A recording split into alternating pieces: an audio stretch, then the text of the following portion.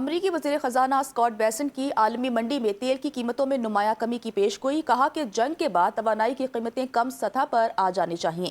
امریکی T V کو interview میں اسکاٹ بیسنٹ نے کہا کہ امریکہ کی توانائی برآمدات اس وقت بلند سطح پر ہے، تاہم انفراسٹرکچر کی کمی اس شعبے میں مزید ترقی کی راہ میں رکاوٹ بنی ہوئی ہے۔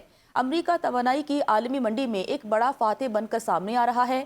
امریکی وزیر خزانہ نے مزید کہا کہ آبنائے ہرمز میں تجارتی جہازوں کی آمد و رفت میں اضافہ متوقع ہے۔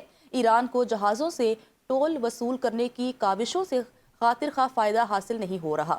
توانائی کی عالمی رسد میں اضافے اور برآمدات میں بہتری کے باعث آئندہ عرصے میں قیمتوں میں مزید کمی کا رجحان دیکھنے کو مل سکتا ہے۔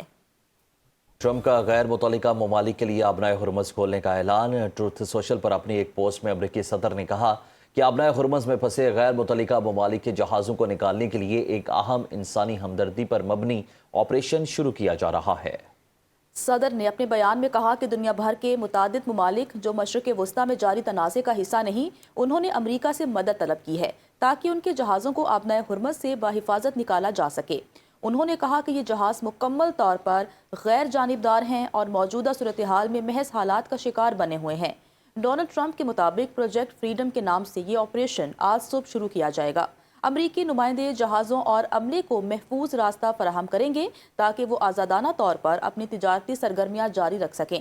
ٹرمپ نے مزید بتایا کہ ایران کے ساتھ مثبت مذاکرات جاری ہیں، یہ بات چیت خطے کے لیے بہتر نتائج کا باعث بن سکتی ہے۔ امریکہ کا آبنائے ہرمز میں پروجیکٹ فریڈم کے تحت بحری اور فضائی آپریشن کا اعلان۔ امریکی سینٹرل کمانڈ نے اعلان کیا ہے کہ 4 مئی سے آبنائے ہرمز میں پروجیکٹ فریڈم کے تحت بحری اور فضائی کارروائیاں شروع کی جائیں گی۔ یہ مشن امریکی صدر ٹرمپ کی ہدایت پر شروع کیا جا رہا ہے۔ آپریشن کا مقصد آبنائے ہرمز میں تجارتی جہاز رانی کی آزادی کو یقینی بنانا اور اس اہم عالمی تجارتی راستے سے گزرنے والے بحری جہازوں کو تحفظ فراہم کرنا ہے، جہاں سے دنیا کی بڑی مقدار میں تیل، ایندھن اور کھاد کی ترسیل ہوتی ہے۔ سینٹ کام کے مطابق آپریشن میں گائیڈڈ میزائل ڈسٹرائرز، 100 سے زائد بحری اور فضائی طیارے، جدید ڈرونز اور تقریباً 15,000 فوجی اہلکار شامل ہوں گے۔ سینٹ کام کے نائب کمانڈر بریٹ کوپر کے مطابق یہ دفاعی مشن خطے کی سلامتی اور عالمی معیشت کے استحکام کے لیے نہایت اہم ہے۔ ایران کی نیشنل سیکیورٹی کونسل کے سربراہ ابراہیم عزیزی نے خبردار کیا کہ آبنائے ہرمز میں امریکی جہازوں کی حفاظت کے منصوبے کو جنگ بندی کی خلاف ورزی تصور کیا جائے گا۔ سماجی رابطے کی ویب سائٹ ایکس پر پوسٹ میں انہوں نے امریکی صدر ٹرمپ کے حالیہ اعلان پر رد عمل دیتے ہوئے کہا کہ آبنائے ہرمز کے نئے بحری نظام میں امریکہ کی کسی بھی مداخلت کو سیز فائر کی خلاف ورزی سمجھا جائے گا۔ انہوں نے مزید کہا کہ آبنائے ہرمز اور خلیج فارس بیانات بازی کی جگہ نہیں ہے۔